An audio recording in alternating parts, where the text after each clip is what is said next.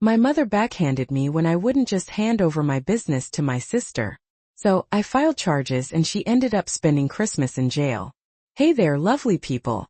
Make sure you subscribe if you're enjoying stories like this, and drop a comment to let us know where you're watching from. Now let's get back to the story. The scent of cinnamon and nutmeg always filled the kitchen of my childhood home, but my stomach was in knots with this feeling of dread. I knew something was up the second Mama called this emergency family meeting, and it was only 3 weeks before Christmas.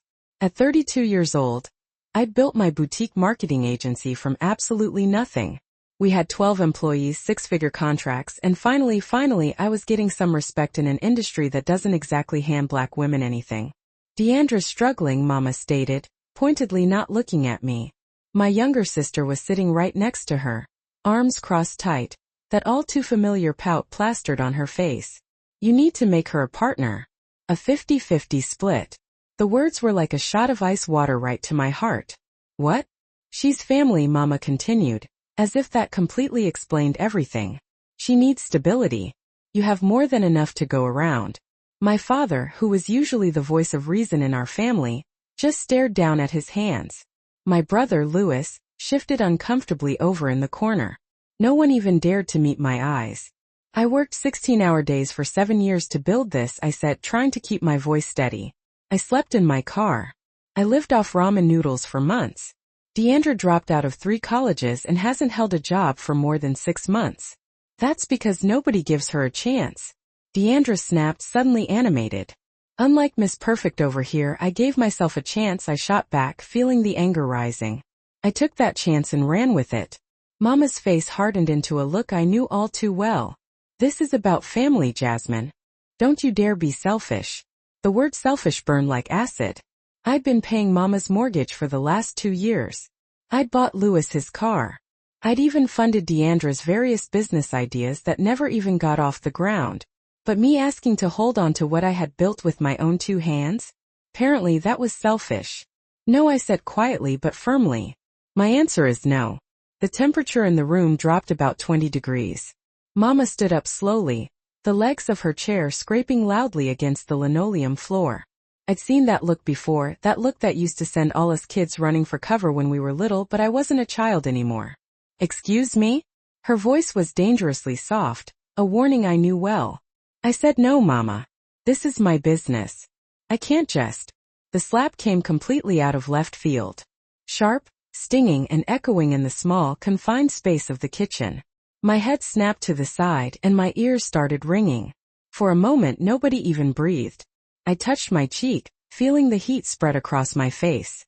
I was 32 years old, a successful business owner, a woman who'd testified before the city council about economic development, and my own mother had just slapped me like I was 7 years old again. You ungrateful, selfish bee ********. Mama hissed, and I'd honestly never heard such pure venom in her voice before. After everything I did for you, after I raised you and sacrificed for you, and you can't even help your own sister? My vision blurred with unshed tears. Tears I absolutely refused to let fall. Dad finally spoke up, his voice hesitant. Claudia, that's enough. Stay out of this, Bernard. Mama whirled on him, her eyes blazing. You always were too soft on her. That's why she thinks she's better than us. Deandra just sat there smirking. Actually smirking. That's when something deep inside me hardened into a diamond-hard resolve. I'm leaving, I said, grabbing my purse and heading for the door. You walk out that door, don't you ever come back. Mama shouted after me. I walked out anyway. Behind me I could hear Louis calling my name, but I didn't even slow down. My hands were shaking so badly that I could barely get my key into the lock of my car. The right side of my face throbbed with pain. In the rearview mirror, I could see the red handprint starting to form on my cheek. I sat there for a good 10 minutes just breathing deeply, trying to think clearly. Then I drove straight to the police station. The officer behind the desk was a young black woman named Officer Williams. She took one look at my face and immediately softened. Ma'am, are you okay? Do you need medical attention? I need to file a report, I said, my voice a lot steadier than I actually felt. For assault. I watched her eyes widen just slightly when I gave her my mother's name and address. In our community this was practically unheard of. Family business stayed within the family no matter what. But sitting in that harshly fluorescent lit station, my cheeks still burning, I felt something I'd never really felt around my family before. Clarity. "Walk me through what happened," Officer Williams said gently, pulling out a notepad. So I told her everything. The ambush family meeting, Deandra's sense of entitlement, the slap, the torrent of verbal abuse. When I finished, she was quiet for a long moment, just looking at me. "This is your mother," she said carefully, choosing her words. "Are you absolutely sure you want to do this? Once we process this report, there's no going back." "I'm sure," I interrupted, not wavering. "If one of my employees hit me, I'd press charges. If a complete stranger hit me, I'd press charges. Why should my mother get a pass just because she's my mother?" Officer Williams nodded slowly, her expression thoughtful. "You're right. You're absolutely right." She started typing away at her computer. "For what it's worth, I think you're incredibly brave." But I didn't feel brave at all. I felt like I was betraying everything I'd ever been taught about family loyalty. But I also knew deep down that what had happened back in that kitchen had crossed a line that could never be uncrossed. "There's something else," I added, hesitant. "I have a recording." I started recording on my phone when things started to get heated, before the slap even happened. Officer Williams looked up sharply, her eyebrows raised. "You have video evidence?" "Well, audio, but yes, that changes everything significantly. Can I take a look at it?" I pulled out my phone with trembling hands, knowing that I was about to open a door that I could never close again.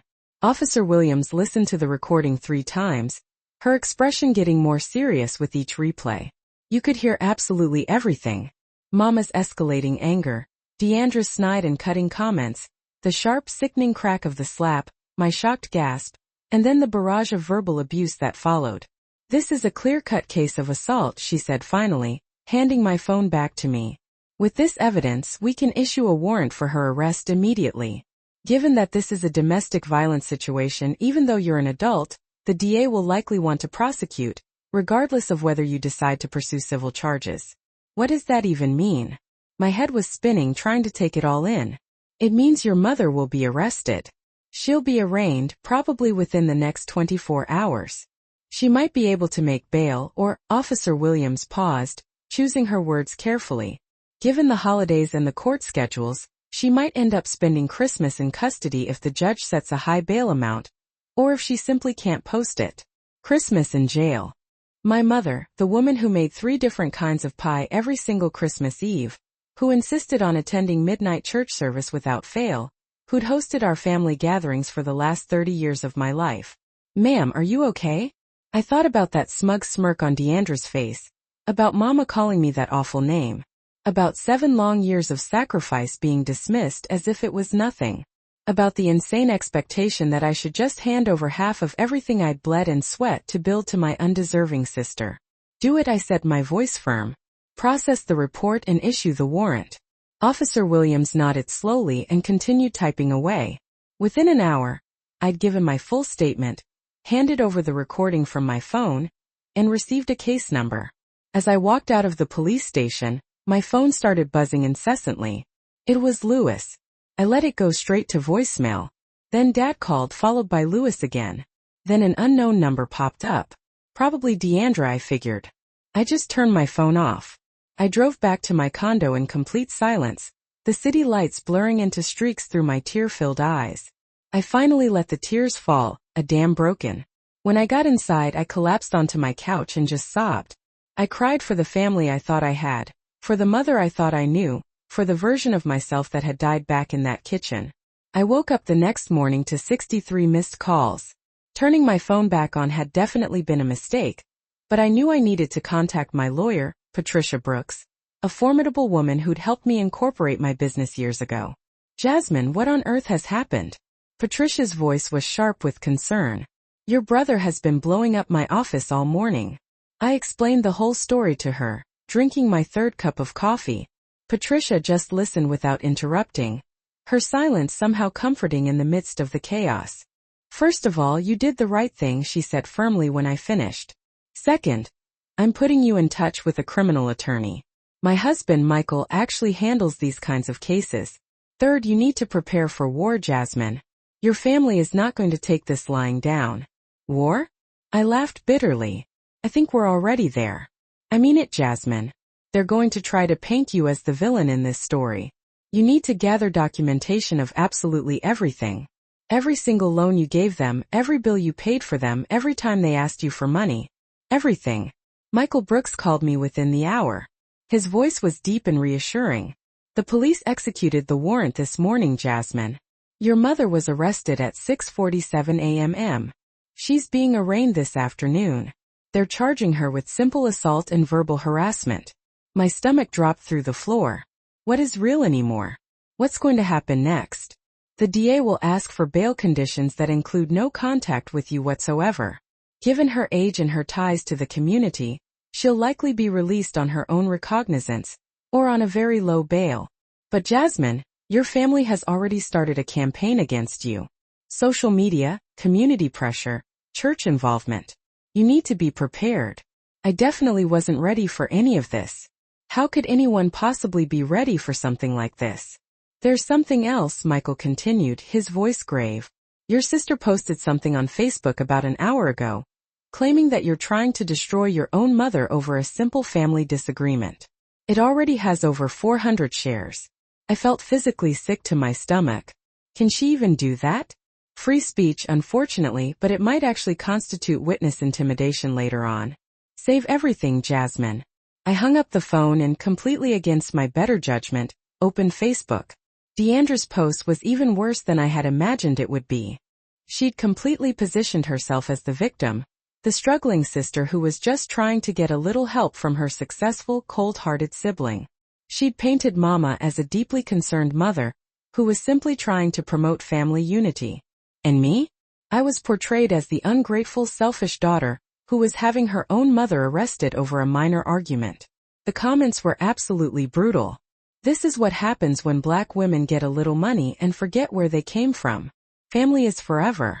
You should always stand by your family no matter what. This is absolutely disgraceful.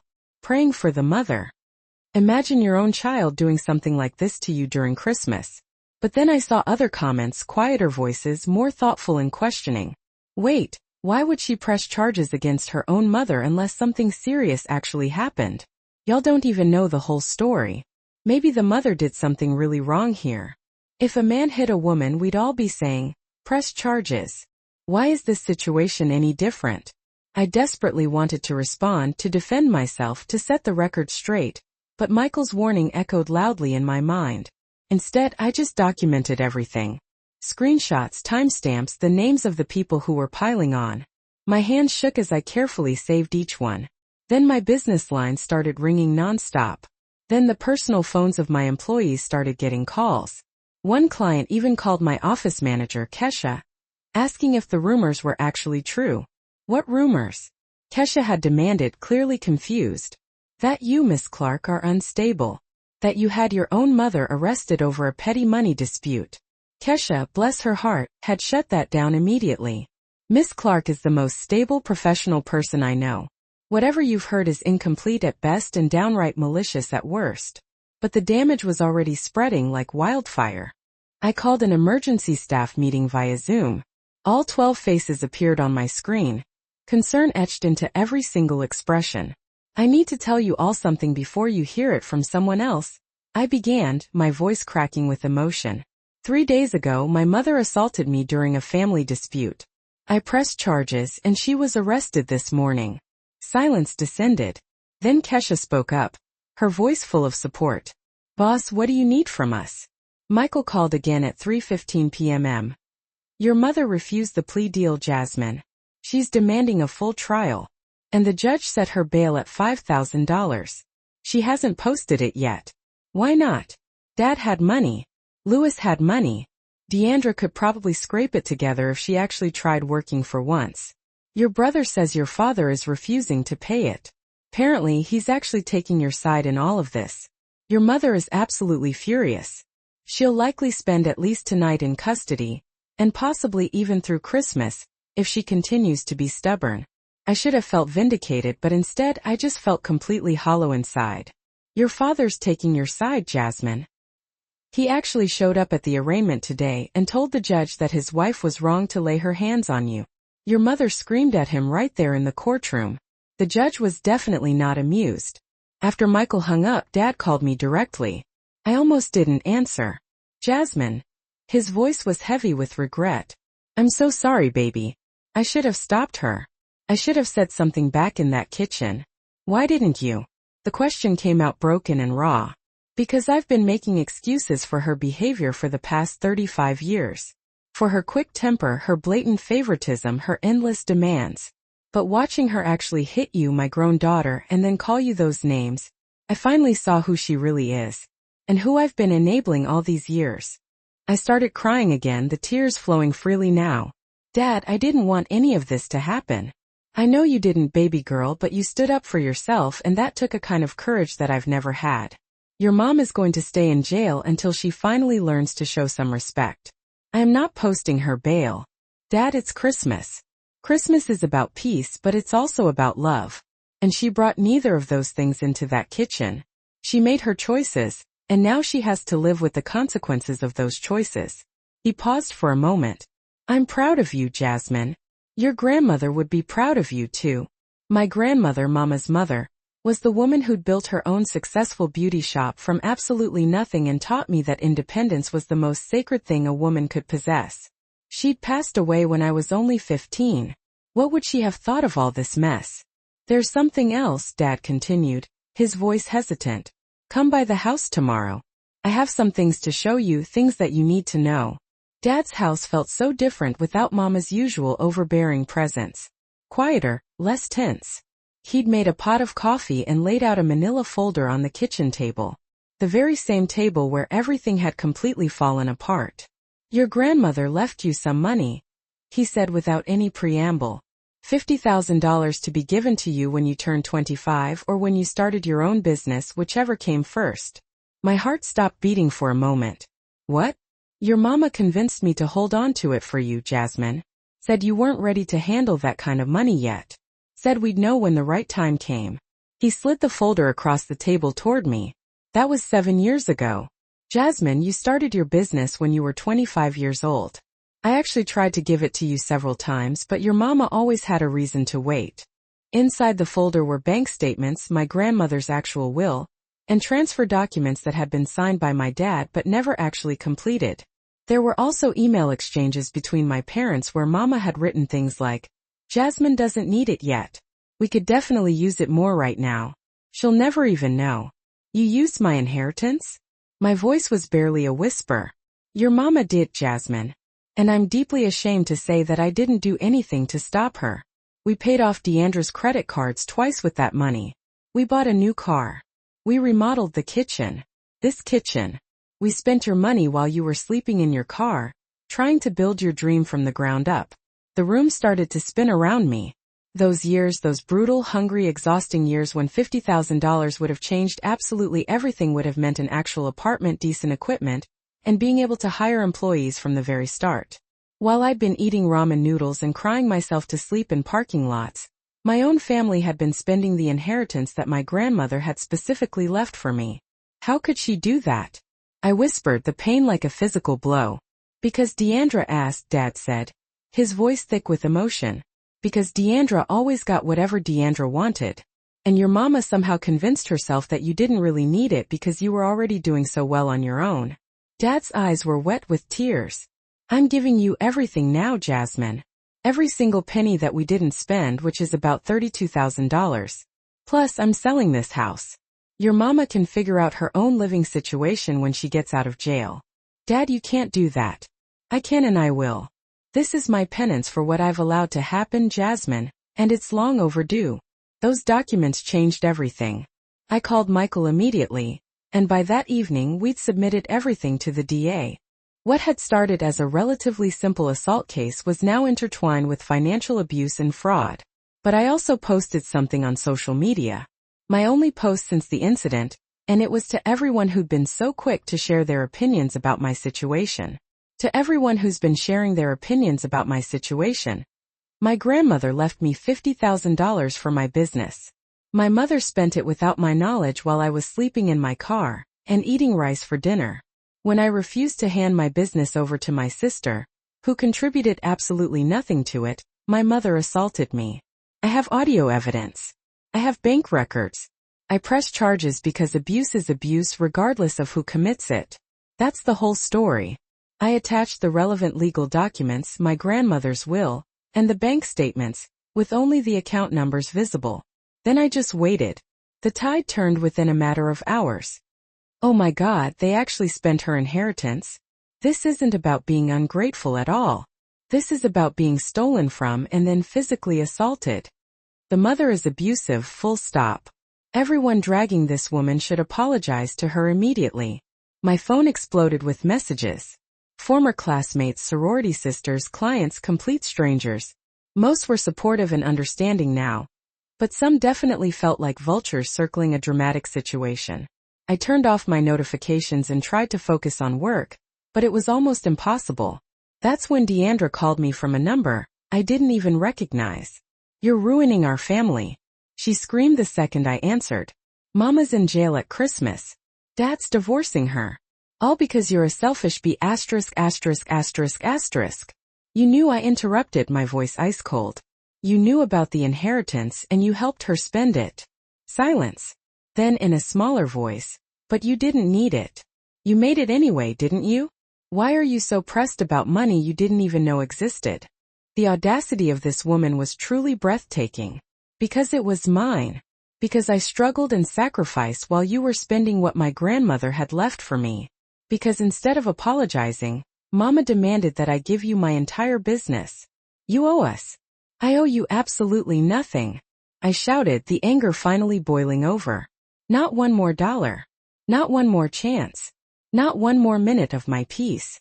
You and Mama deserve each other. Don't you ever call me again." I hung up the phone and immediately blocked the number. Then I blocked Deandra everywhere, along with all of Mama's friends, and every other toxic relative who'd sent me hateful messages. My apartment felt emptier than ever on Christmas Eve.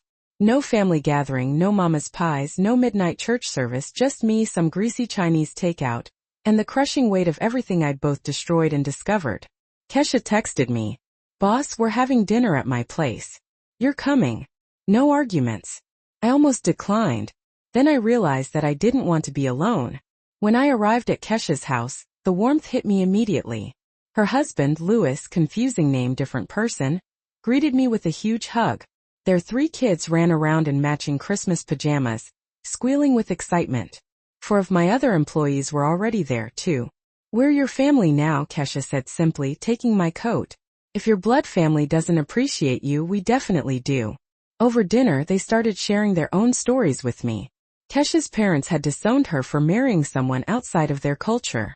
Diego's family had rejected him for being gay. Tamara's mother had tried to sabotage her career out of jealousy. We were all walking wounded, I realized. All of us choosing to build new families from scratch. "You know what's crazy?" I said, my 3rd glass of wine finally loosening my tongue. "I actually feel guilty about all of this. Like I'm somehow the bad guy for having her arrested, for not just giving Deandra whatever she wanted." "That's conditioning," Tamara said gently. "That's what abusers do. They make you feel wrong for setting boundaries." "My therapist says the exact same thing," I admitted, sheepish. "I actually started seeing someone last week.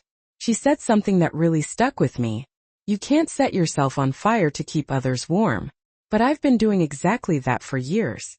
My phone buzzed in my pocket. It was Michael. "Your mother posted bail about an hour ago, Jasmine. Your brother paid it. Just a heads up." The wave of relief that I expected to feel never came. Instead, I just felt a sense of overwhelming dread. She was out of jail, which meant that this war was far from over. "You okay?" Kesha asked, noticing my expression. "My mom's out of jail." "Then it's a good thing you're not alone tonight," her husband said firmly. "You're staying here with us. Guest room's ready. Nobody should have to be alone when they're worried." So I stayed. I stayed and watched sappy Christmas movies and built Legos with the kids. And for a few precious hours I completely forgot about the absolute nightmare that my life had become. Mama showed up at my office 3 days after Christmas. Security called me before letting her up. "Miss Clark, your mother is here. Should we allow her to come up?" My hands instantly went cold and clammy. "No. Tell her she is not welcome here. Remind her that there's a no-contact order in place." Through the security camera, I watched Mama's face twist with rage. She started shouting, causing a scene in the building's lobby. Security quickly escorted her out of the building. She violated the no-contact order within 72 hours of being released, Michael said grimly when I told him what happened. I'm filing an emergency motion immediately. This is actually good for us legally speaking. It clearly shows that she has absolutely no respect for court orders. But Jasmine, you need to be extra careful now. She's definitely escalating. He was absolutely right. That evening Mama showed up at my condo. I refused to answer the door. She pounded on the door for a solid 20 minutes, screaming about disrespect and betrayal until the neighbors finally called the police. She was arrested again. This time her bail was set at $15,000. Louis didn't pay it. He came to see me instead. My big brother, my childhood protector, looking completely exhausted and much older than his 35 years. I'm sorry, Jasmine, he said, for everything. For sitting there silently in that kitchen. For not protecting you. For taking so long to finally see Mama for who she really is. What changed your mind? I asked him, my voice flat. Dad showed me those documents about your inheritance. About all the times Mama manipulated him into giving Deandra money while you were out there struggling. And then I started thinking about every single time Mama asked me to talk some sense into you about giving Deandra a job, let alone a chance. Every time she called you selfish for having boundaries. I finally realized that she's been poisoning our whole lives, and I've just been helping her spread it. We sat in silence for a long moment. Then Louis said something that completely broke me. Do you remember when you were 8 years old and you won that essay contest? The one with the $100 prize? Yeah, I whispered, remembering. Mama said she'd keep the money safe for you. But she actually gave it to Deandra to buy a dress for a school dance. I overheard them talking about it. Deandra wanted it, so Mama just took it from you. You were only 8 years old and they stole your prize money. The trial finally came in late January. The courtroom was cold and impersonal, much like Mama's demeanor. She sat there with a public defender, having burned through every last family member's willingness to fund her legal defense. Deandra sat directly behind her, glaring at me as if I was the devil incarnate. Dad sat right behind me. So did Louis. So did my entire office staff, the Brooks, and even some clients who'd become close friends over the years. My side of the courtroom was completely full. Her side was almost entirely empty. The evidence against her was absolutely damning. The audio recording was played for the jury. You could hear absolutely everything. The slap, the torrent of verbal abuse, the sheer entitlement in her voice. Several of the jurors visibly flinched at Mama's words. Then came the financial records. The proof that my inheritance had been stolen, the years of loans I'd given that were never repaid, all now meticulously documented. There were also text messages where Mama demanded money, threatened to withdraw her love, and expertly manipulated and guilt-tripped me. I testified for nearly 2 hours. The DA finally asked me the question that I'd been dreading the most. Why did you ultimately decide to press charges against your own mother, Ms. Clark? I looked directly at Mama. At her hard, unforgiving face, at the woman who'd given birth to me but had never truly seen me for who I was. Because I taught her that it was okay to treat me that way, I said quietly, my voice trembling slightly. Every single time I gave her money that I really couldn't afford. Every time I accepted the blame for her mistakes. Every time I prioritized her comfort over my own peace of mind. I taught her that my boundaries simply didn't matter. That slap was just the culmination of 32 years of disrespect that I had enabled by never learning to say no. And now I'm teaching her a different lesson, that I matter. That abuse has consequences. That family doesn't give you the right to destroy someone who loves you. The jury deliberated for 3 long hours. Guilty on all counts. The judge gave Mama 2 years of probation, mandatory anger management classes, and a permanent restraining order. You may not contact your daughter in any way, the judge said sternly. No phone calls, no letters, no messages through third parties. If you violate this order again, you will serve jail time. Do you understand? Mama's face was like stone. Yes, Your Honor. As we left the courthouse, Deandra screamed at me from across the parking lot. I hope you're happy now. You destroyed our family. I turned to face her, my voice calm but firm. No, Deandra. You and Mama destroyed it years ago. I just finally stopped pretending that it was still whole. 6 months later, Dad finalized his divorce. He sold the house and moved into a condo not far from mine. The remaining inheritance money, that $32,000, sat untouched in my business account. I still couldn't bring myself to use it. Your grandmother left that for you to build your dream, my therapist reminded me gently. Said gently. Using it isn't betraying her memory. It's honoring it. I hired 2 new employees with that money. Both were young Black women just starting out, working 3 jobs, sleeping on friends' couches. I saw myself in their hungry, desperate hope. I gave them the chance I'd had to claw for myself. My business thrived. Turns out standing up for yourself attracts the kind of clients who respect boundaries and value integrity. We want a major contract with a Fortune 500 company. I moved into a bigger office. But success felt hollow when I passed families in restaurants, mothers and daughters laughing together. When clients mentioned their moms coming to visit. When Christmas came and went with no mama's pies. I missed her. God help me. I missed the woman who'd hurt me. I grieved for the mother I wished I'd had. The one who'd celebrated my success instead of resenting it. Louis and Dad came over for dinner every Sunday. We built our own traditions, but there was always an empty chair at the table, 2 empty chairs, and the phantom weight of a family that could have been beautiful if only love hadn't been conditional. My lawyer asked if I wanted to pursue civil charges for the stolen inheritance. I declined. Some battles aren't worth fighting when you've already lost the war.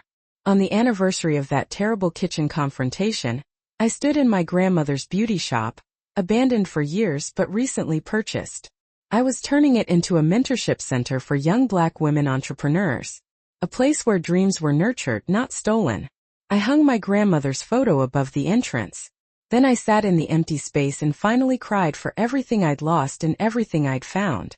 For the mother who'd slapped me and the daughter who'd learned to slap back. Not with hands but with boundaries. Family is supposed to be your foundation. Mine became my lesson. The hardest one I ever learned and the one that finally set me free. But freedom, I discovered, feels a lot like loneliness. And sometimes love looks like walking away, even when it breaks you. If this story resonated with you, please like, subscribe, and share your own experiences in the comments below. Have you ever had to set boundaries with family? How did you handle it? Let's build a community where we support each other's growth and healing. Hit that notification bell, so you never miss our stories of resilience and transformation.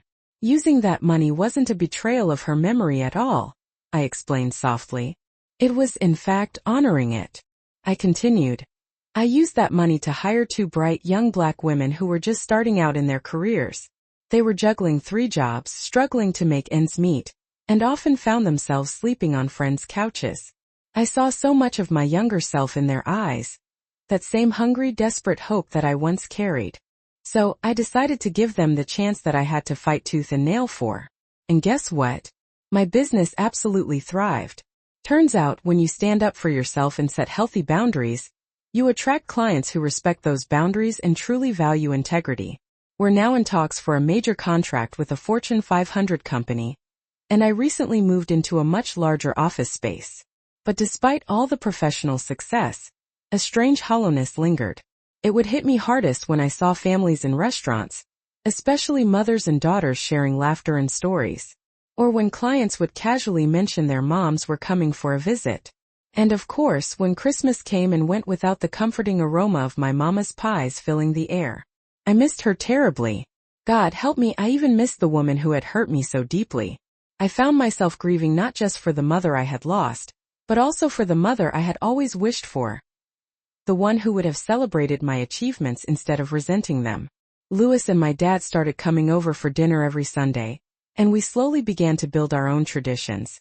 But no matter how hard we tried, there was always an empty chair at the table, actually 2 empty chairs, and the lingering phantom weight of a family that could have been truly beautiful if only love hadn't come with so many conditions. My lawyer inquired about pursuing civil charges against my mother for the stolen inheritance, but I declined. I realized that some battles just aren't worth fighting, especially when you've already lost the war. On the anniversary of that horrible confrontation in the kitchen, I found myself standing in my grandmother's old beauty shop. It had been abandoned for years, but I had recently purchased it with a vision. I was transforming it into a mentorship center specifically for young, aspiring Black women entrepreneurs. a safe haven where dreams could be nurtured and cultivated, not stolen or crushed. I carefully hung my grandmother's photograph above the entrance, a silent promise to honor her legacy. Then I sat down in the empty space, surrounded by potential and memories, and finally allowed myself to cry. I cried for everything I had lost, and for everything I had somehow managed to find along the way. I cried for the mother who had slapped me across the face, and for the daughter who had learned to slap back, not with her hands but with strong, unwavering boundaries. Family is supposed to be your foundation, the bedrock upon which you build your life. But for me, my family became my greatest lesson, the hardest one I've ever had to learn, and ultimately, the one that finally set me free. But this newfound freedom I've discovered often feels a lot like loneliness. And sometimes love manifests as walking away, even when it breaks your heart into a million pieces. If any part of my story resonates with you, I encourage you to please like, subscribe, and share your own experiences in the comments section below. Have you ever had to set boundaries with a family member? How did you navigate that difficult situation? Let's build a strong, supportive community where we can all encourage each other's personal growth and healing. And don't forget to hit that notification bell, so you never miss our future stories of resilience, strength, and transformation.